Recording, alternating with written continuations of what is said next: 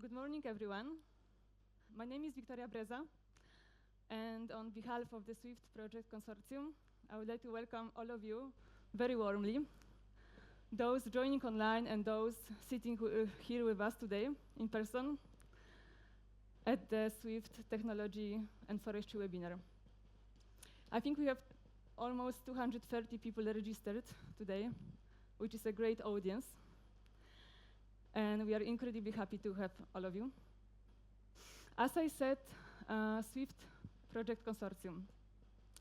So what is SWIFTT and why are we here? I will not speak too much about SWIFTT since there will be Ariane Kaplun in a few minutes introducing more SWIFTT, the purpose, and other details.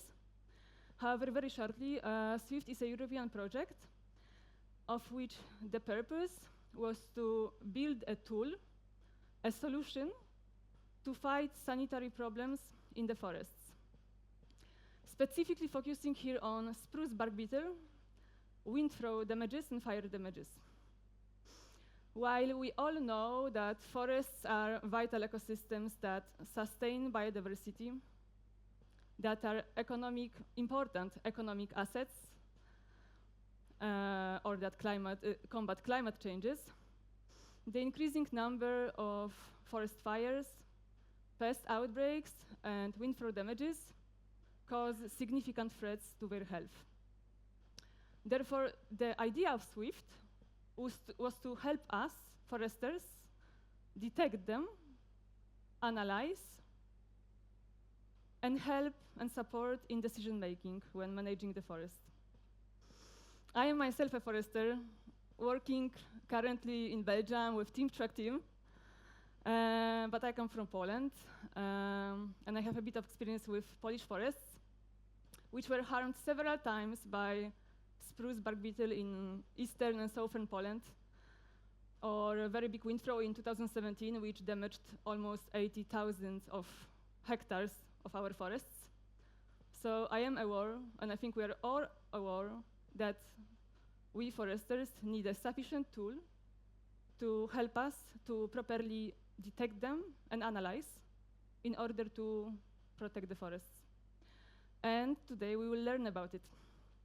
But not only about that, since we have several interesting sessions with our key panelists.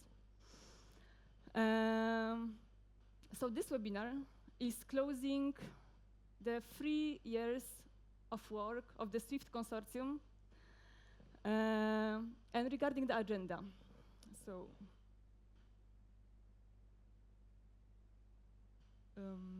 okay, perfect.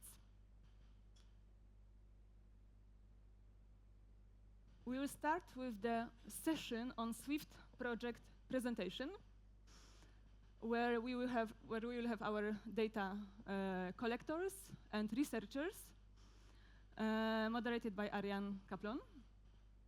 Second session will be our first roundtable that day with our foresters. We will learn about understanding their needs and the role of satellite-based technology in addressing them. After that, we move to the session third with our tech companies. After this, we have a 15 minutes of coffee break. Then we move to the public sector and their point of view. They will tell us how they handle sanitary issues, the challenges they face, and the solutions they lack. After that, we have a lunch break. Just after lunch, we have our representatives of the European level, which will tell us more about European forestry policy, EUDR, and emerging carbon and nature credits, which are shaping opportunities for the sector. This is a second roundtable of today.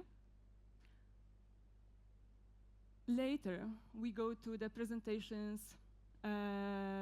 of interesting companies working on biodiversity and certifications in the forest. Sorry. So, just after that, we have our last session, where we will present final SWIFTT solution, SWIFTT platform, and we will have a glimpse into future of SWIFTT. At 4 p.m., we plan to have a summary and closing of the online part of the webinar. And just after that, we have a networking here at the place. Thank you. So I'm inviting Ariane Kaplan. Yes. Oh, it's working well. Hello, everyone. Hello also to people online. So I'm going to invite with me my SWIFTT colleagues, Annalisa, Sven, Jean Catry also, who contributed to, I don't know where you are, Jean, yeah, over there. Who am I missing?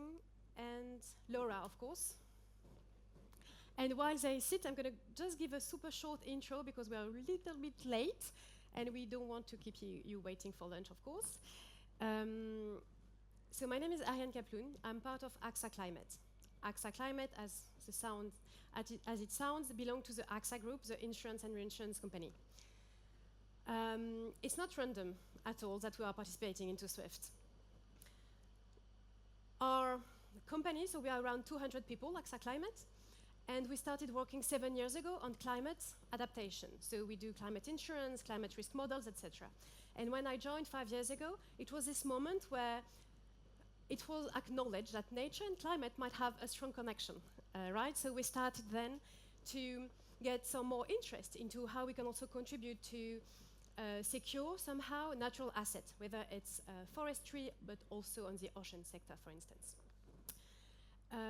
We met some of the SWIFTT partners 3 years ago, I would say, so the project already had started at this moment.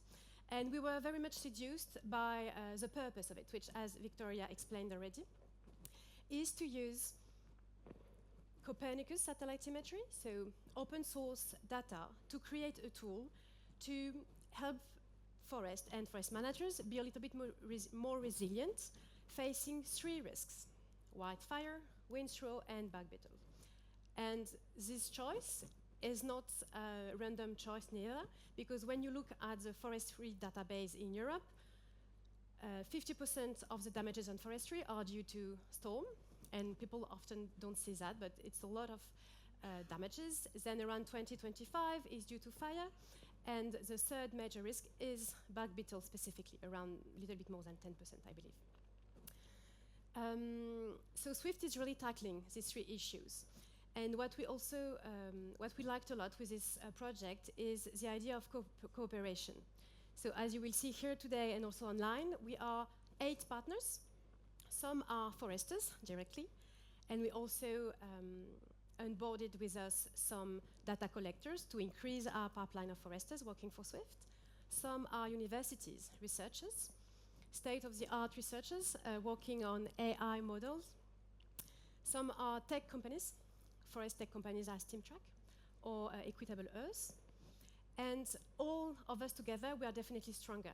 And I personally believe that in this complex context, right, on the political side, it's extremely important to keep this habit to work together. Also because it makes sense at forest level, right, a fire doesn't stop at the end of a parcel. So the cooperation of SWIFTT is very strong, and what we're going to present you today is also the result of this. So we're going to have 2 sessions on SWIFTT. This one is more explaining you how the machinery is behind the final platform, and end of day today you will have the presentation of the platform itself and the final results. So I think I'm going to stop here. And the first speaker is Victoria, probably? Yeah? And so Victoria will start as representing the data collector side, the forester side. Then we have probably Jean following this. Then we'll continue with the foresters online. So we also have online speakers. It's going to be 5 minutes each, so please stay focused. It's going to be quite fast. And then we will move on to the researcher piece, explaining you how the modeling part was being done. We're going to try and keep some minutes for Q&A. If it's not possible, please think about your question. We will, of course, address it during the break directly, or for online participants, write your question on the chat, and we'll make sure to answer them either directly on the chat or later on. I think I'm done, and Victoria, the floor is yours. Thank you. Should I sit here? I don't know. I'm sitting here with you. Yes. So, as Ariane mentioned, we had a whole data collection process in the SWIFTT project. in order to later provide this data, this ground truth data, to our researchers for the training of the models. And I will speak very shortly. I think it will not take 5 minutes even. I'll let you just know how I can move the slides now.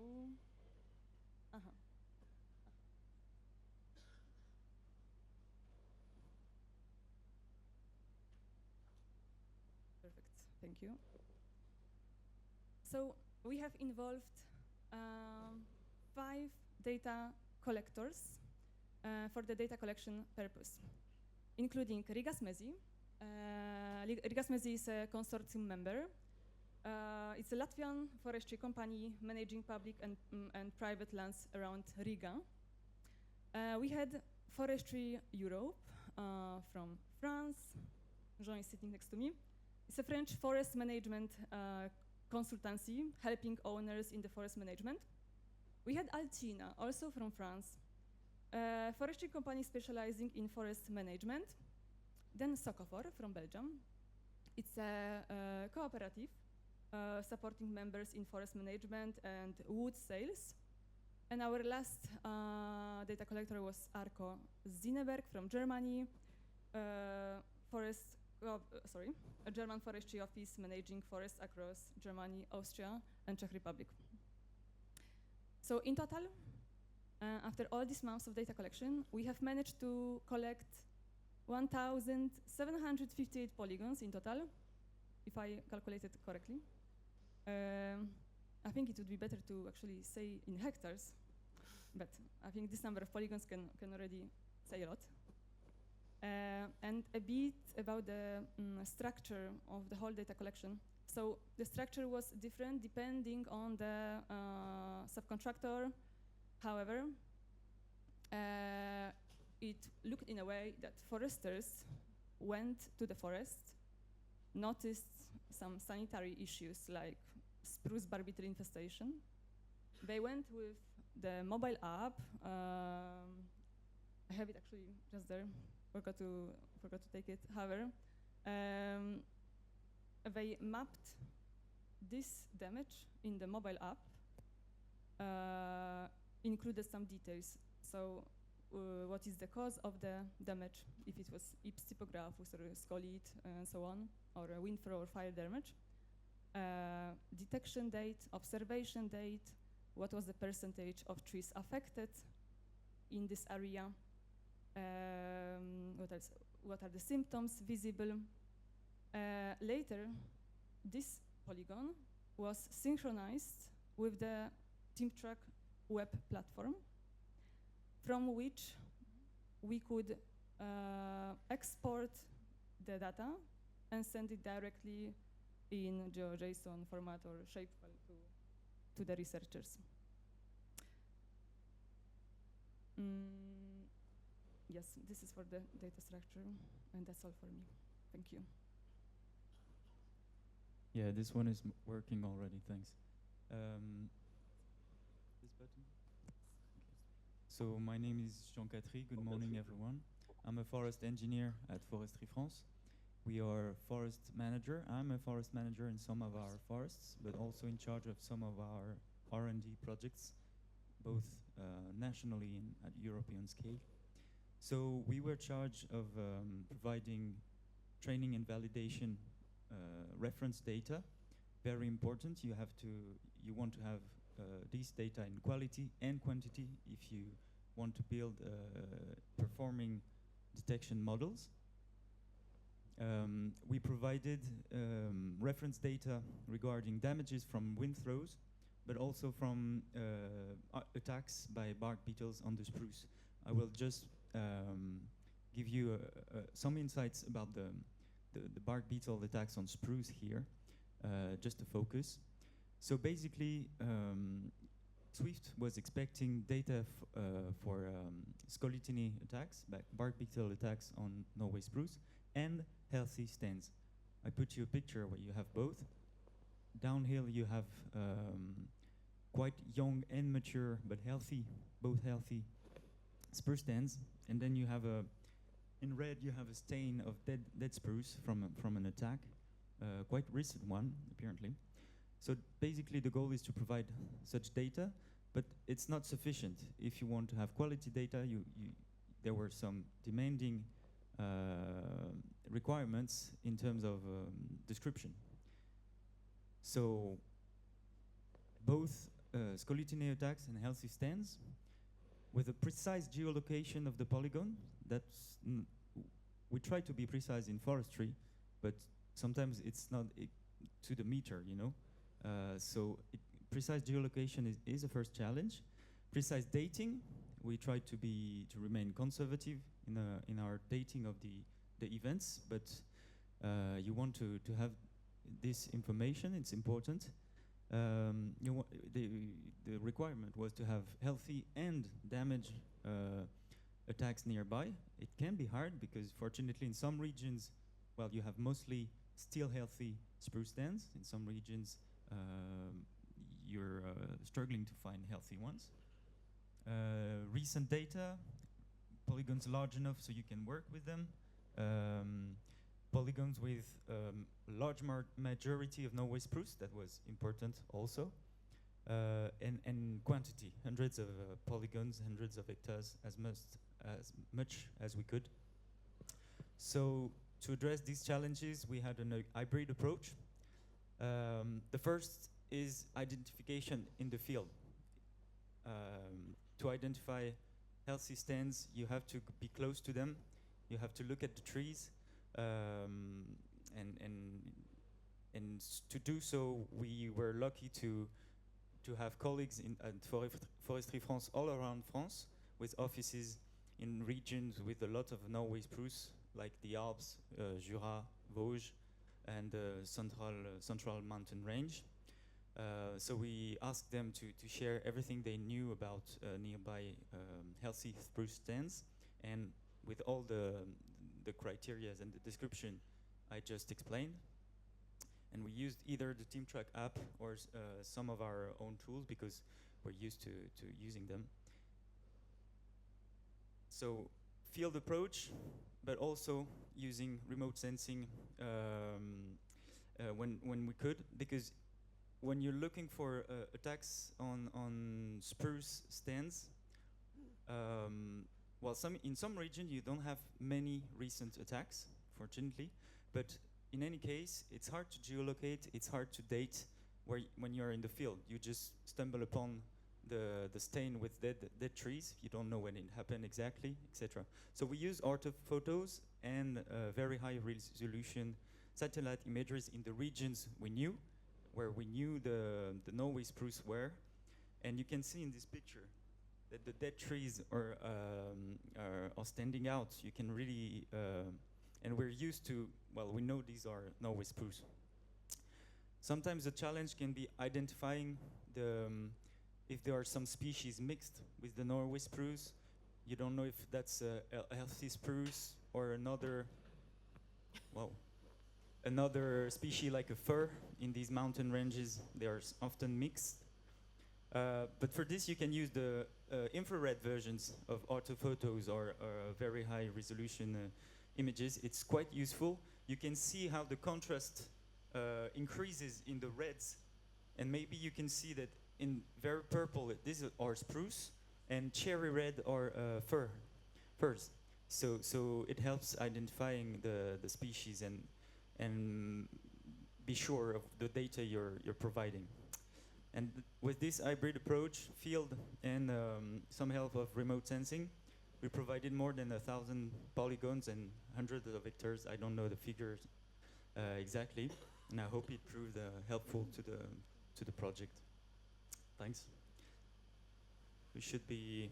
I'm done with this small presentation. Now it's Raphael online, who will also share the contribution of Alcina. So Raphael, I don't know if you're with us, if you can hear us. Yes, I'm here. Can you hear me? Yes, we can. Cool. Perfect. Super. Well, so if you can just say slide, Raphael, when you need to, and we will move it for you. okay, thank you. Well, slide. Good morning, everybody. I will first quickly introduce the company Alcina. So we are a small enterprise in the southeast of France, gathering 13 people. And we are working as forest managers and engineering consultants for forest areas.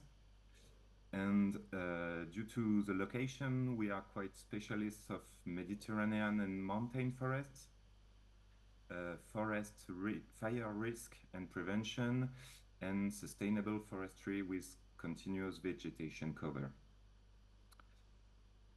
Slide. Well, our mission in the SWIFTT project was to collect data for the researchers and for in order to improve the models. So we focused on burnt forests, burnt areas which are forest or mixed forest and shrub.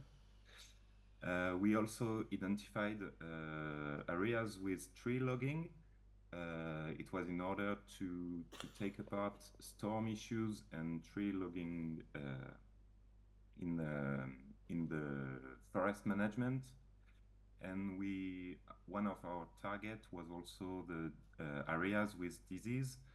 So all of these targets were in the last 3 or 4 years. And as Jean said, we had to identify healthy areas nearby or areas without logging when we are talking about tree logging. So I will present you the results. So slide. Regarding fires and recently burnt forests, we identified 9 important fires in the south of France in 2 different regions, Provence and Occitania. And these fires affected various species, Pinus, Fagus, Quercus, and so on. So the total was 27 parcels identified for more than 400 hectares. And for this identification, we already knew the areas of the big fires, and we also used the images, satellites, and photography to draw the polygons. Slide. Regarding areas with tree logging,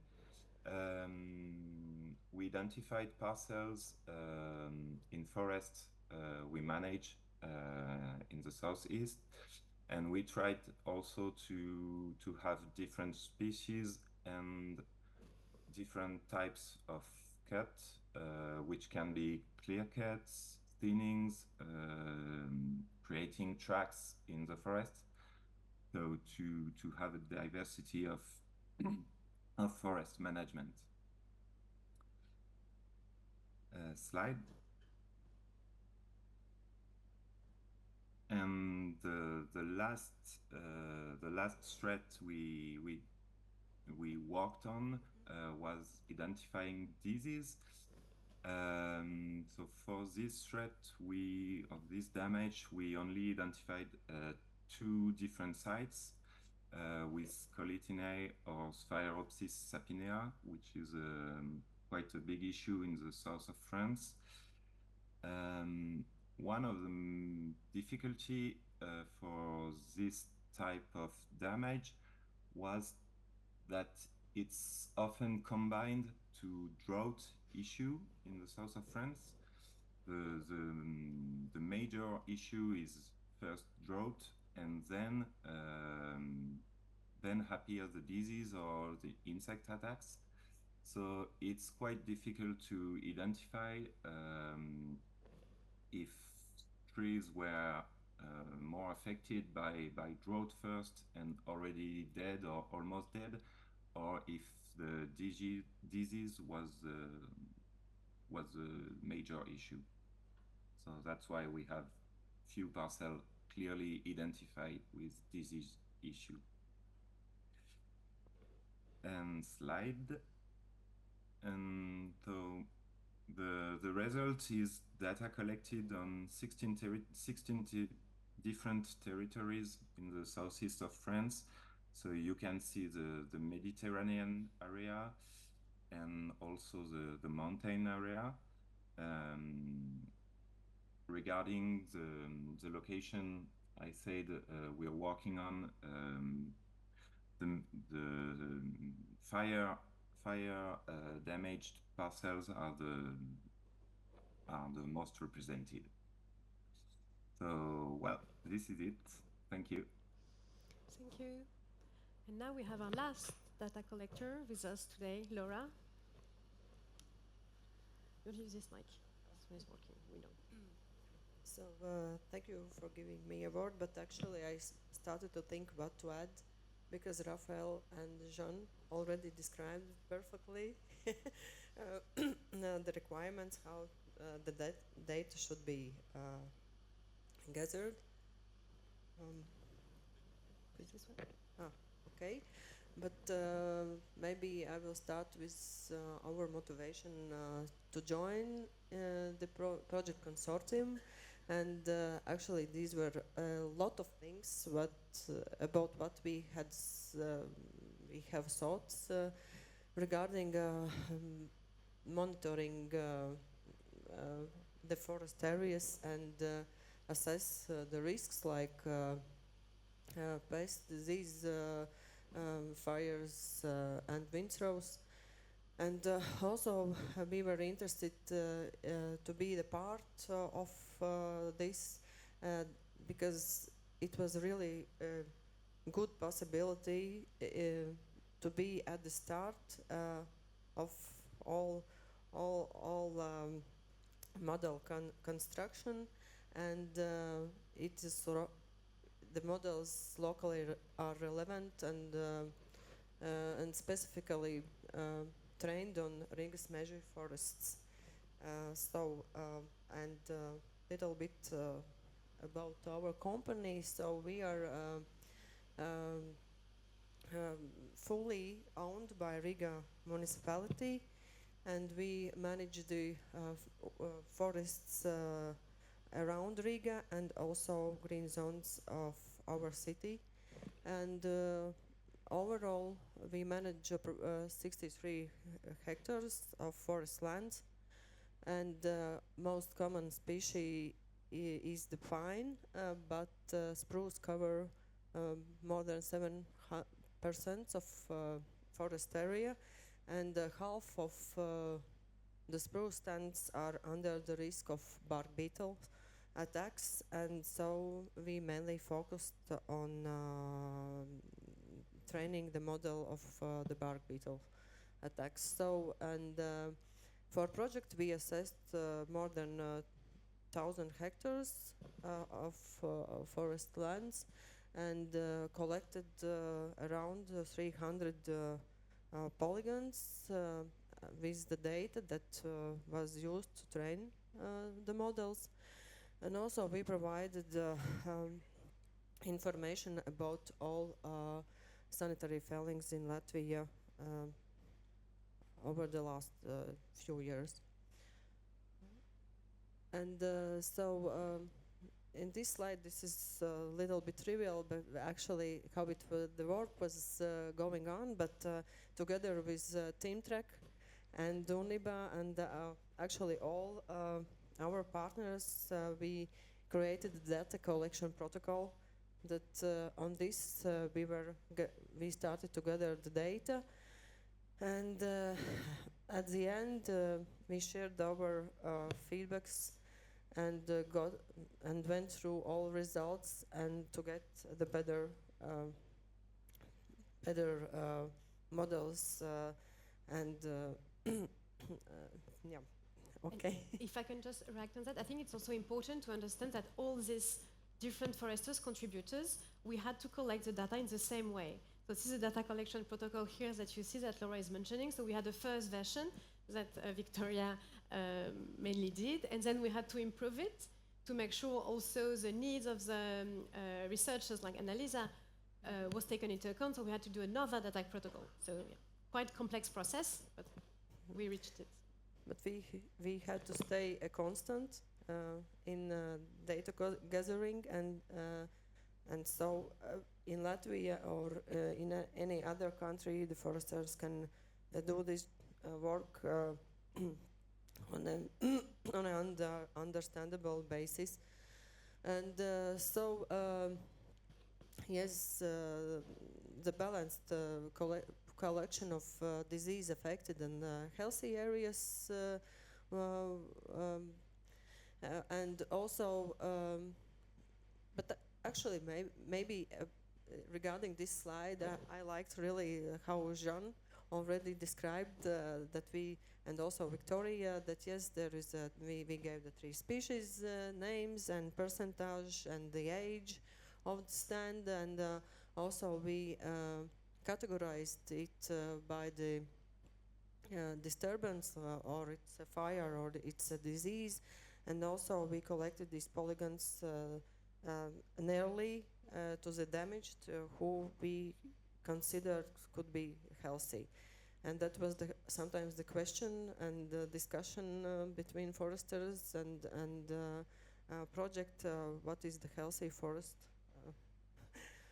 what we can assume. And yes, also we gave the estimated time when the disease or disturbance could be started, the time we collected the data, and the end date of event. And also we provided historical data. We were going back till 2018 to go through and better understand the situation of our stands. And yes, and the challenge was to formalize the data collection protocol, to understand, go it through again, to get high quality data for model training. And also it asked for us to change somewhat our mindset that we cannot use just sanitary failing areas, but I think Annalisa will give a comment about this. And okay, and also we had to find healthy reference polygons near the disease polygons. It was challenging and it took a time, and also there was some how to say, borders that it's useless to collect very small polygons, and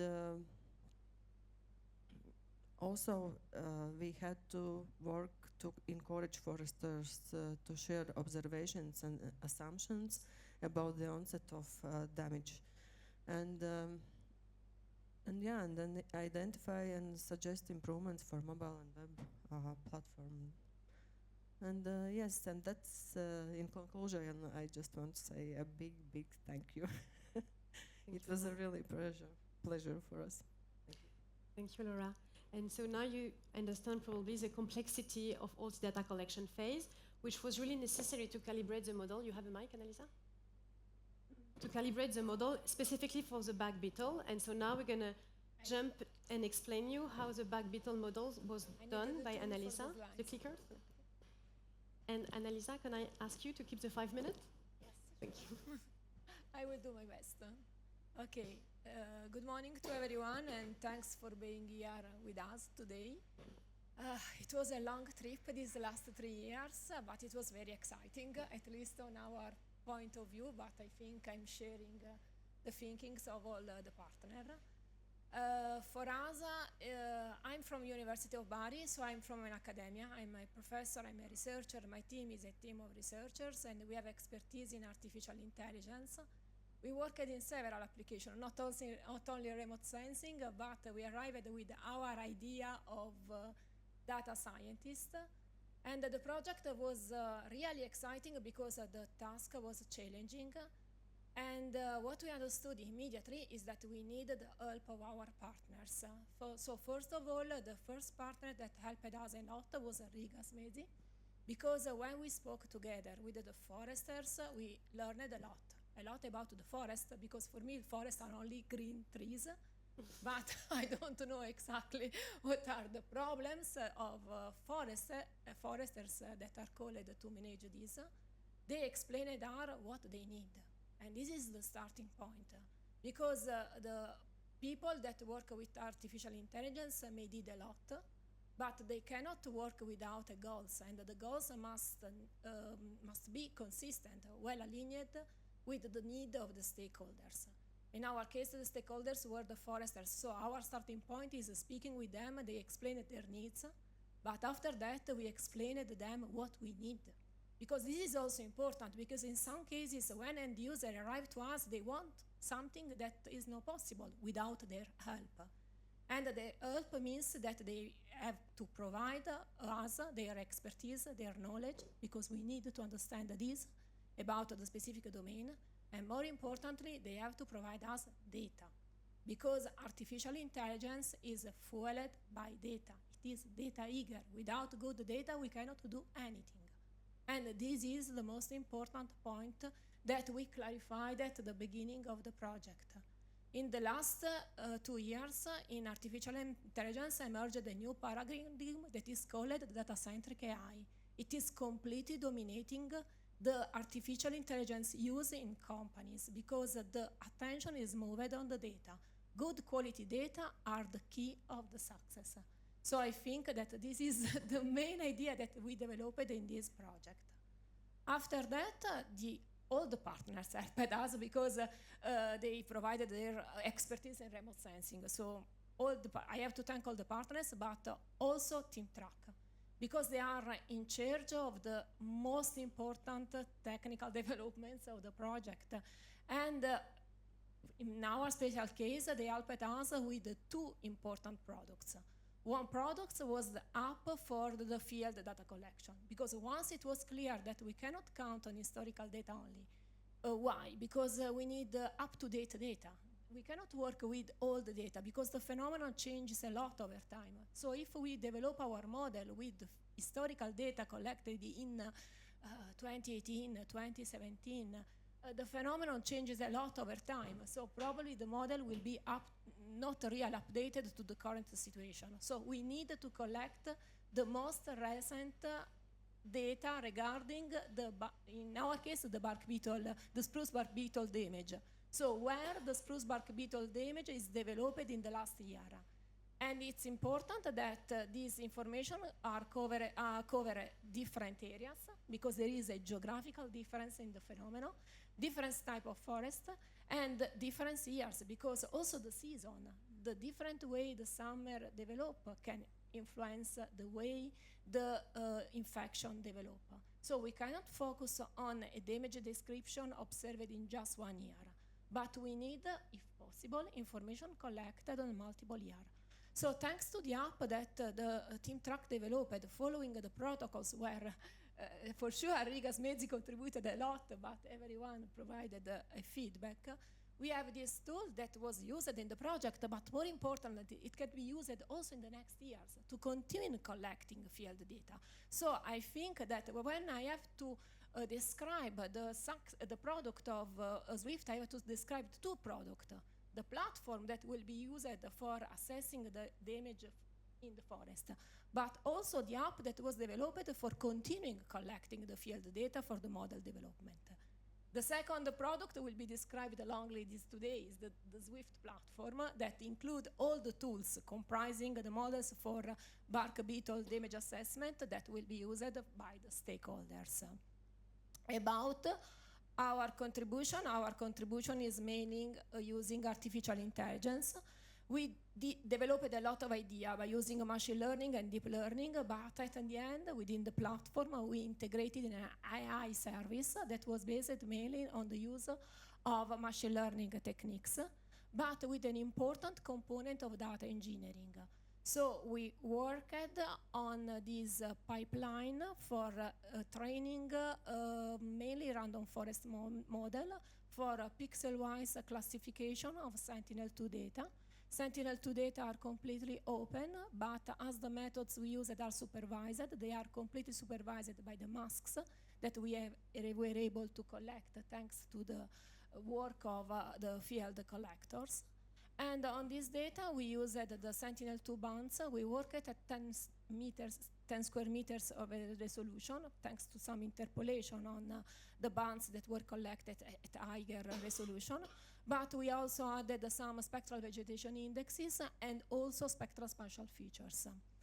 About the model development, we mainly used the random forest because it was very strong with the data collected, but we combined the model with the parameter optimization, that was very important, and also cost-based approach for handling data imbalance, because clearly this is something that we explained to the data collector. It is important that during the data collection, you respect the real distribution of the data. And luckily, the damaged area is significantly less than the healthy area. So when we construct our data set, we need a lot of healthy polygons, not only damaged polygons. And in percentage, we have to recreate the same distribution we expect in a forest. And this should be also considered by the model by using this cost-based approach that we adopted within the model development phase. About the collection, I think I should be very quick. We can only thank all of them, and in particular the people that are sitting there, all the people, because I had some important also online meeting with them, and they provided a lot of data about this. I think that this is some technical details about how the polygons were obtained thanks to the app. They are recorded in the database, and we just, the most important things, they are collected with metadata that regard the timestamps regarding the stage, when the stage started, when the sanitary cut was expected, because we cannot download the data after the sanitary cut, because they are useless for us. And this is one of the reasons why we didn't use a simple sanitary cut polygons. That was the first attempt that we did, because a sanitary cut affects also healthy areas, and in this way we create a lot of hallucination with our models. So this is one aspect that Laura cited, that is one of the problems that we solved within the project. So just a conclusion about what we obtained. This is the pipeline that we developed from the artificial intelligence point of view, and we developed models for 4 countries mainly. Clearly, the work will be extended in the future to cover all countries. What is interesting here is that we achieved more than 80% of accuracy in our evaluation by using the data provided by obtained in France, because the data collection was very good with a big amount of polygons, as described. And a similar performance also in Rigas Mezi, but unfortunately the performance decreased a lot in Germany, where we obtained only 10 polygons. The takeaway message that I have here is the following. For sure, we can do a lot with artificial intelligence for forest monitoring, but only if we can count on the help of the stakeholders. They have to provide us their maps of damaged area, and based on this, we can learn models that help in the future to automate this monitoring. So for sure, this is the takeaway message. Thank you. Thank you, Annalisa. So this was focused on the bark beetle models, quite challenging. And now we have Sven with us, who will explain in maximum 5 minutes. Sven? Maximum 5 minutes. The fire model. Okay, thank you, Annalisa. Thank you, everyone, for being here. Let's dive straight into how we're transforming wildfire management with SWIFTT. My name is Sven Iska. I'm a research assistant from Germany. Wildfires are a known threat to foresters, of course. To address this, we have integrated 3 distinct features into the SWIFTT web platform. We looked at the forest before the fire with Firecast Pro, during the fire with active fire information, and after the fire with fire damage assessment. I walk you through these in order, starting with the operational monitoring and building up to our most predictive technology.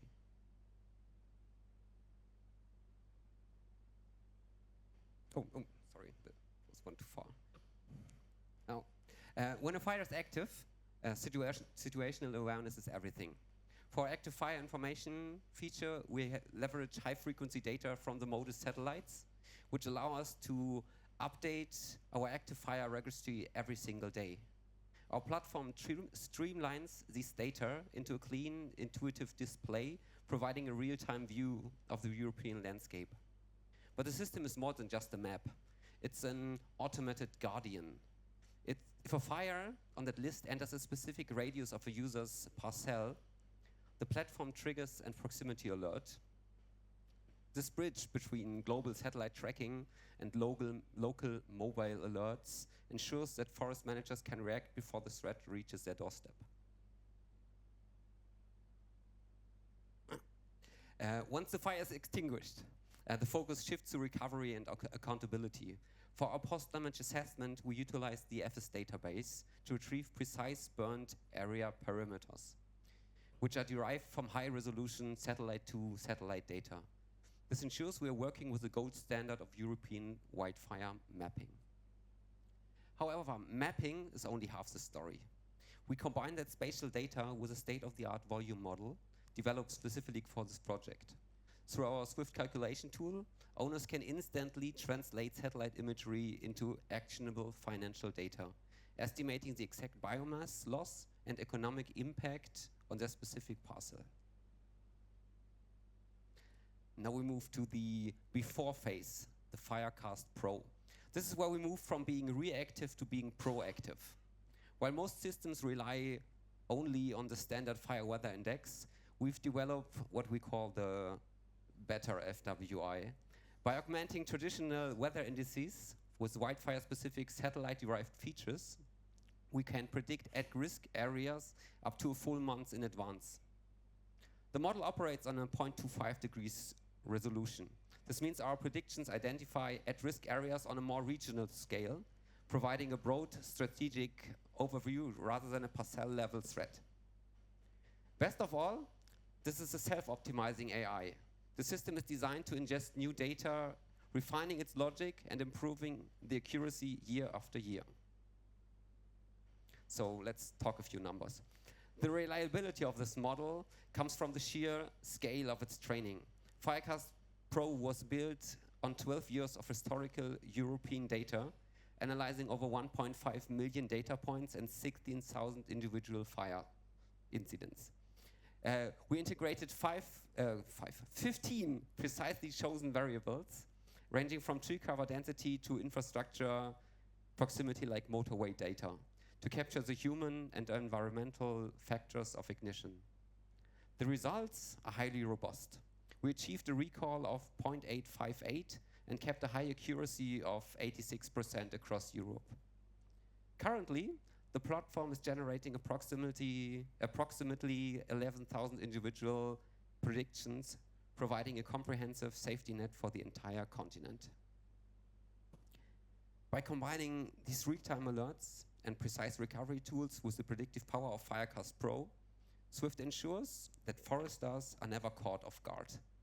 We aren't just monitoring the threat, we're staying one step ahead of it.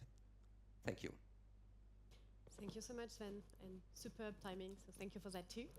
And we have online Baptiste, who is also part of one of the SWIFTT partners, has now called Equitable Earth. Baptiste, are you with us? Yeah, can you hear me? Yes, we can, thank you. So floor is yours, Baptiste, and you can say slide and we will change it for you. Perfect, thanks. So hello everyone, I'm Baptiste and I will discuss a bit like the volume model used on the SWIFTT platform. Slide. Oh. Okay, so the volume model is used to estimate like the volume affected by an event. So this is like a quick representation, like a quick example. So we identify some area of event happening and we are estimating the volume affected by those events. Slide. So this volume estimation work with all the other model because this is like a kind of plugin that use the output of other model and the area identified by other model in order to estimate the volume affected by the event identified by the other model. And it's not like a real detection of the volume before and after the event, but we are using the volume as like a baseline to estimate like the potential volume affected by a given event. Slide. So here is like just a quick schema to explain a bit how it works. So it's very easy. We are using like the output of other model and the polygon identify. So for example, for bark beetle or fire or windfall or other, we are using like a database of volume information of like forest. We are calculating, mixing both in order to calculate the affected volume and just display this volume within the platform. Next slide. And for this model, we decide not to develop like a fully new model because like developing a volume model is like a very challenging task. And we are assuming that currently there is already some projects working on this specific subject, and a lot of new technology will come in the next year in order to help us like achieving this task. So we focus more on integrating existing volume model to the platform in order to help the forester to have like a direct estimate of the volume affected without the need of exporting any polygon to another GIS tool and make the calculation by their own. So the platform will help forester to have like a direct estimate of volume affected within the platform itself.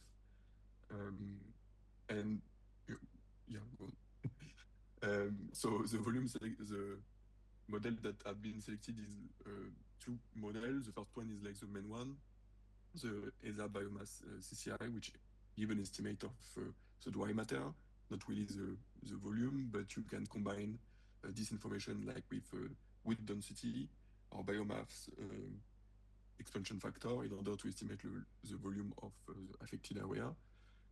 But there is like another European funded project, Pathfinder, which are currently working on this specific task, so estimating the volume model. So this information can also be used and displayed on the platform.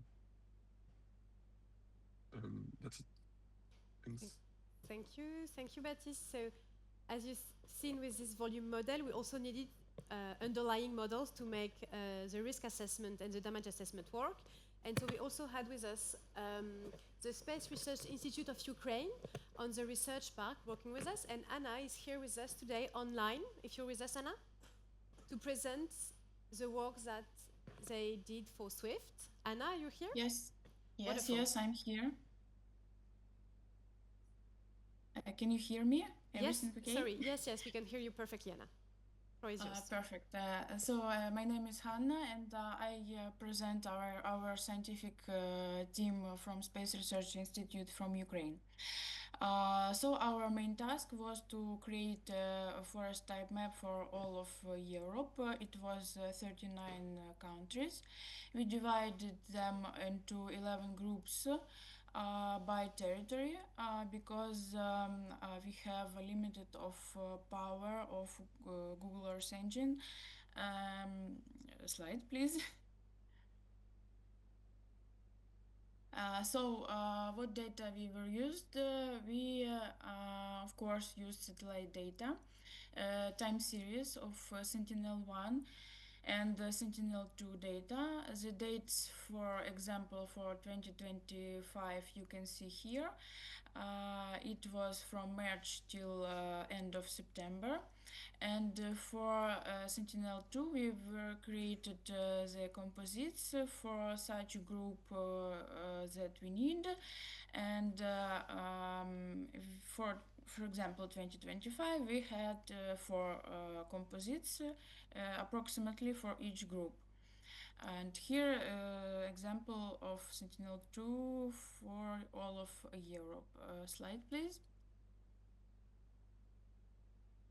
And strain data, we used Lucas database for 2018 and 2022. Here I presented the data that we were used for 2025. And as we see, we have different type of forest, and then we combined them into three classes that we need.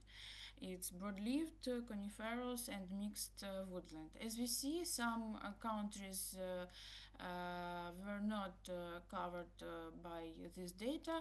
That is why we grouped these countries and use same model for neighbor countries. Slide, please. And we have quite simple methodology. We have a time series of satellite data for some of the year. We have modified Lucas Copernicus data. We have modified them for such years that we need. And also we use the random forest model. And all of this methodology we implemented in Google Earth Engine cloud platform, and as a result we have a classification map for all of Europe. Slide. Of course, as you know, the geospatial data for different year could have some differences. It could correct difference when the change was really, and it could be due to some inaccuracies. For example, on some lines, some little objects, and we saw that example of such inaccuracies was as forest in 2022, non-forest in 2024, and forest, for example, in 2025. So we harmonized all of these maps to improve such inaccuracies. And slide, please. Thanks to this, we can correctly do the difference between, for example, 2025 and 2022. And here you can see some very big example of forest loss in Greece. And on the next slide, for Bulgaria, it was fires, as I remember. And the next slide. And for visualization, we also use Google Earth Engine app. And here you can see all of three maps. If you want, you can go through this link and see more detail. And also we added the layer with changes between 2022 and 2025.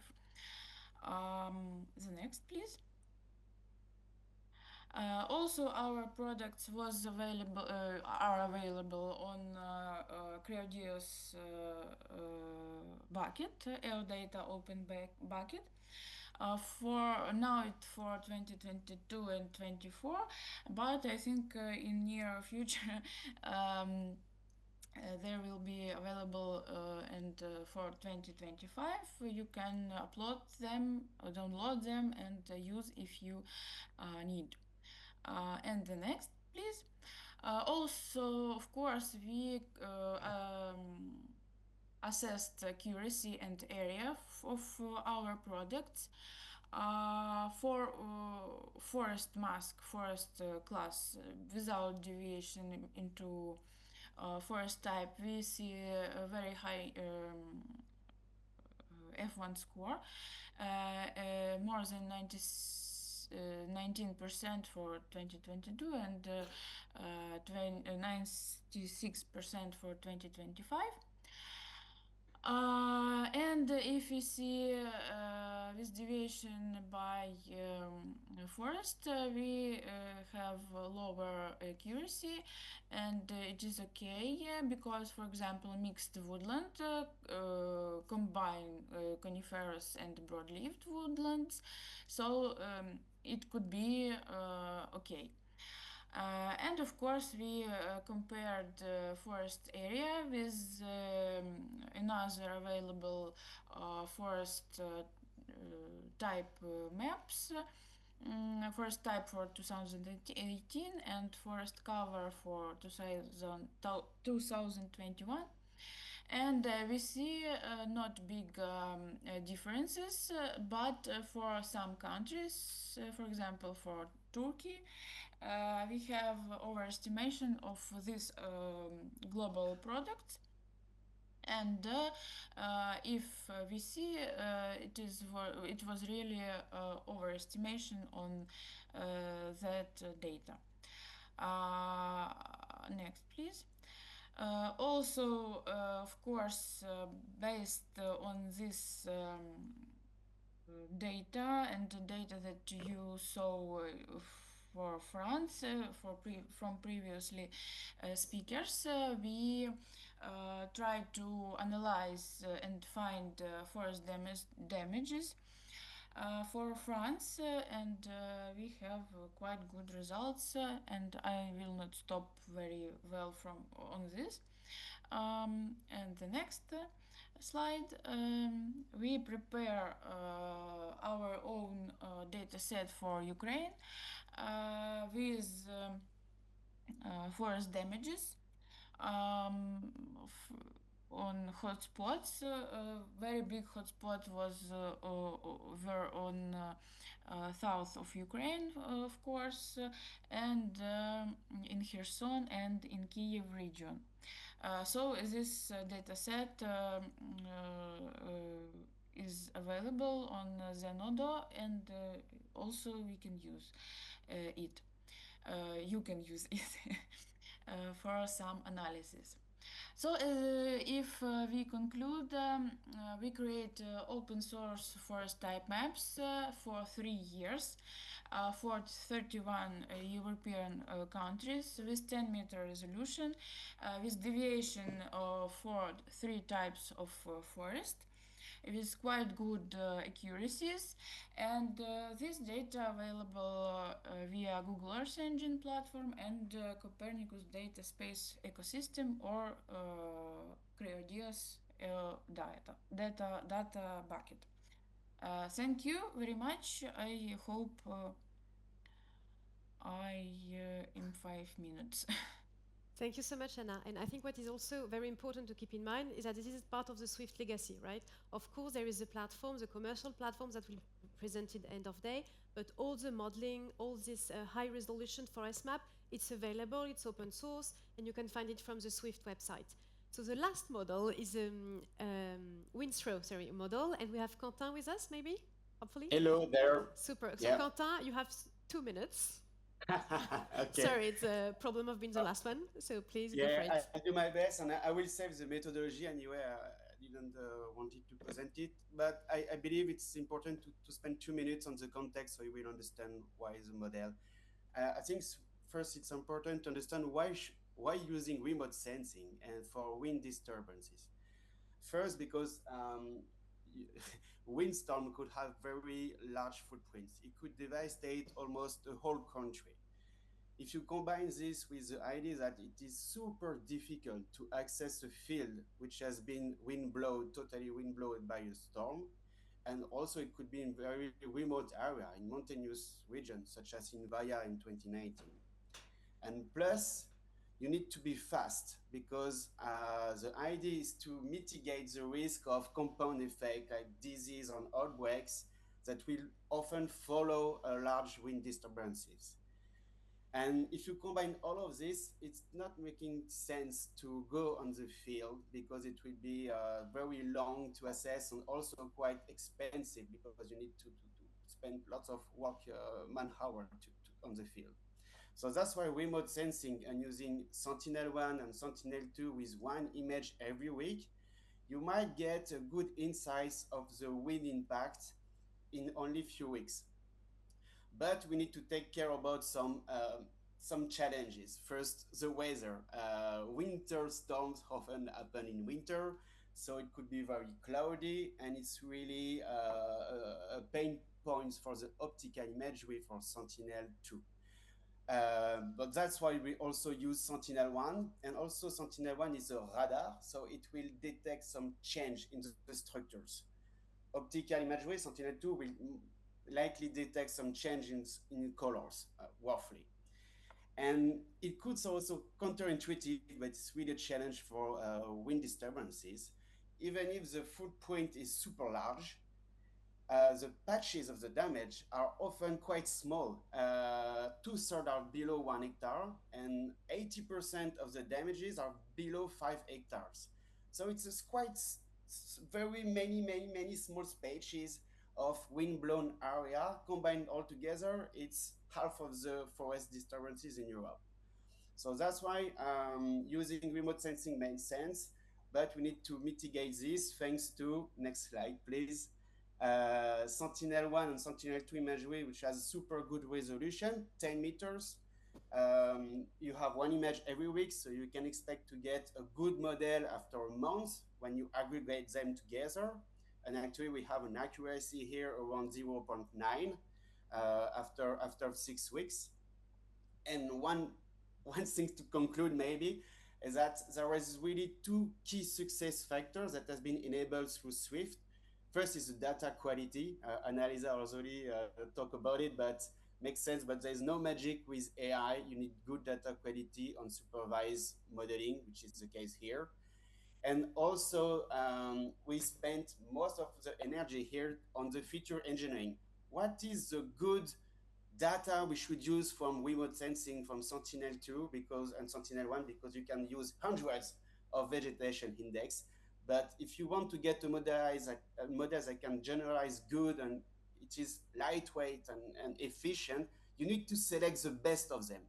And understanding what happens physically into the field, thanks to the foresters in the consortiums, was really a key enablers in this project.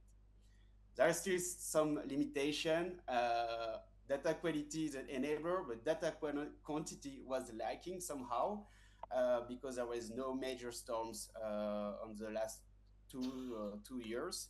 And also the model is still struggling to discriminate clear cutting and logging activities with a wind-blown area, because the change of structure is there. You still have also the same soil and color change, very similar with a wind blow. So there is still some works to improve if we want to be better there. But here you have a model that can work in all EU with 0.9 accuracy after 1 month. Thank you, Quentin.